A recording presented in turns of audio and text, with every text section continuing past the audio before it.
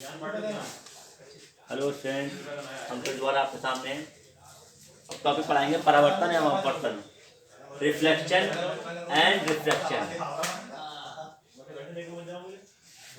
परावर्तन क्या है आप समझते हैं। परावर्तन होता है किसी भी प्रकाश की किरण का किसी तल से टकराकर उसी माध्यम में लौट जाना।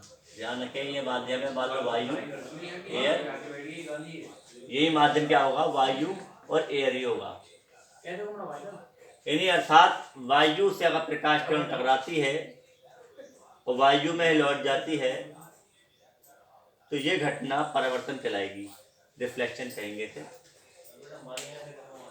जो किरण टकराती है वो आपतित होती है या इंसिडेंट रे, आपतित किरण या इंसिडेंट रे, और जो टकरा कर लौटेगी उसे परावर्तित किरण कहेंगे या रिफ्लेक्टेड रे कहेंगे।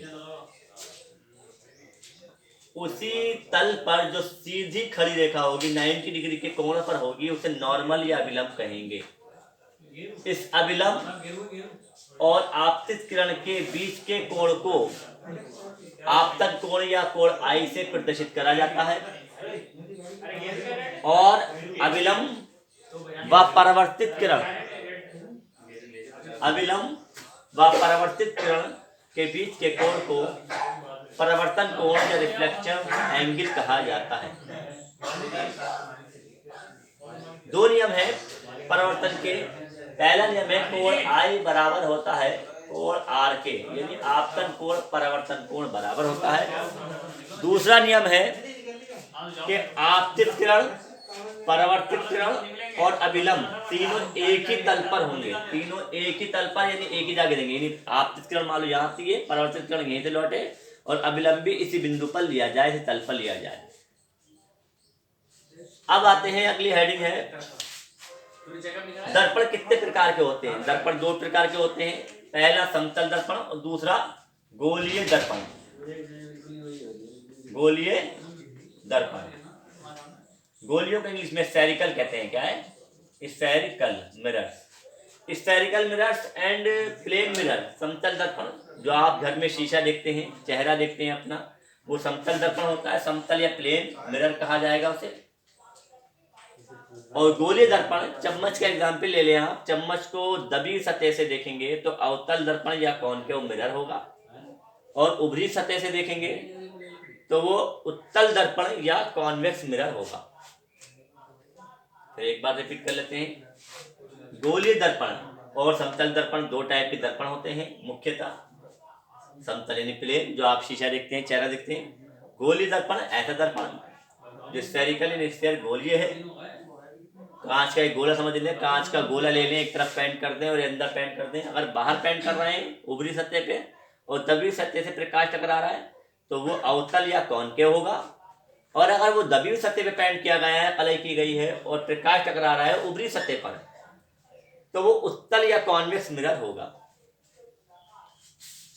प्रतिबिंब बनता है इन किरणों के टकराने से। जो प्रतिबिंब रे किरणें आपस में टकराती हैं, अगर किरणें परावर्तन के बाद, परावर्तन ध्यान रखना, परावर्तन आपतन नहीं, आने रही है टकरा कर जिस तल पर टकरा रही है, मान लो इसी तल पर टकराने के बाद किरणें, कोई प्रकाश किरण यहाँ पर आती है इसी तल पर जिस पर मैं खड़ा हूँ और यहाँ से टकरा के वापस लौटती है, परावर्तित होती है, फिर इनके बाद आपस में मिलती हैं तो ऐसे मिल सकती हैं, तो ये गुण क्या कहलाएगा, अभिसारी कन्वर्जिंग कहलाएगा। और यहाँ पर जो प्रतिबिंब बनेगा वो वास्तविक होगा। क्या होगा? वास्तविक यानी रियल। इसी प्रकार किरणें फैल भी सकती हैं। किरणें इससे टकराने बाद एक इधर गई, एक इधर गई, एक इधर गई, यानी फैल गई, किरणें नहीं मिल रही हैं, तो इसको गुण को डाइवर्जिंग या अपसारी कहा जाता है। ये किरणें जो फैलती हैं, यहाँ पर जो प्रतिबिंब बनेगा वो अपसारी नहीं, वास्तविक नहीं होगा, आभासी होगा। आभासी या वर्चुअल, आभासी या वर्चुअल इमेज होगी। आभासी प्रतिबिंब जब होता है जब वो किरणें फैलती हैं, उनको पीछे की ओर जबरदस्ती मिलाया जाता है, पीछे की ओर बढ़ाया जाता है। जहां पर बढ़ाया जाता है, जहां पर किरणें मिलती हुई दिखाई देती हैं, वो इमेज वर्चुअल या आभासी होगी। प्रतिबिंब वो आभासी प्रतिबिंब होगा। और जब किरणें वो मिल जाएंगी तो वो प्रतिबिंब अभिसारी या वास्तविक होगा।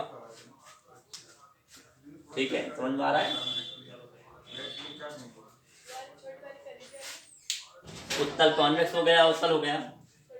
अगली हेडिंग फिर अगले वीडियो में।